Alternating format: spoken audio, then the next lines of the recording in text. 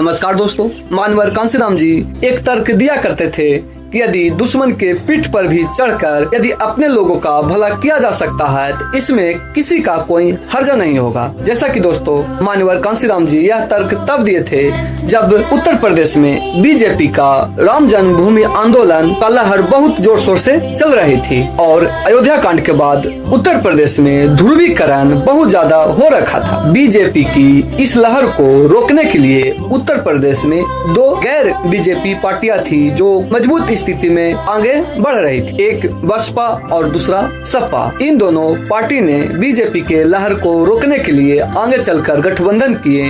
तभी एक नारा पूरे उत्तर प्रदेश में जोर शोर से गूंजा और इसकी चर्चा बहुत हुआ। वह नारा थी, मिले मुलायम कांसीराम हवा में उड़ गए जय श्री राम। इस नारा का प्रभाव भी उत्तर प्रदेश में देखा गया। साथ में बसपा और सपा दोनों मिलकर सरकार तो बना लिए, लेकिन यह गठबंधन की सरकार महज 18 महीना ही चल पाई और आगे जाकर टूट गई। इसमें मानवर कांसीराम जी मुलायम सिंह यादव जी पर आरोप लगाते हैं कि हमारी पार्टी को अंदर से कमजोर कर रहे हैं, तोड़ने की भरपूर प्रयास किया जा रहा है। साथ में हमारे नेताओं को खरीद फरोख्त करके हमारी पार्टी को खत्म करने की प्रयास कर रहे हैं। तभी मानवर कांसीराम जी अपनी राजनीतिक सूझबूझ के साथ उस विचारधारा के पार्टी के साथ गठबंधन कर लिए जिसका शुरुआत से ही कट्टर आलोचक थे। तभी मानवर कांसीराम जी तर्क दिए थे कि बीजेपी मेरे लिए सिर्फ एक सीढ़ी है। यदि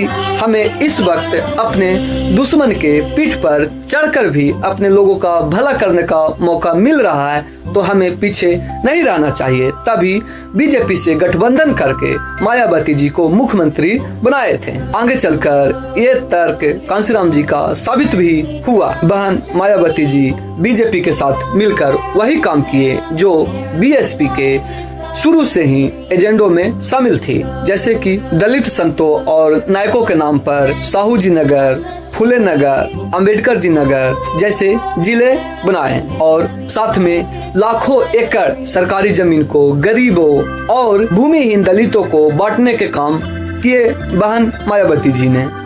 तभी उत्तर प्रदेश में यह भी कहा जाना शुरू हो गया था, सभी लोग ये भी मानते थे कि कांसीराम जी का मनोवैज्ञानिक जीत यहाँ पर हुई है, क्योंकि जिस पार्टी के साथ ये गठबंधन किए वो मनुवाद की सीढ़ी पर चला करता था और वही पार्टी के साथ मिलकर बीजेपी के साथ मिलकर कांसीराम जी ने एक दलित महिला को मुख्यमंत्री बनाए। तो दोस्तों आज इतना ही, बाकी जय भीम जय संविधान।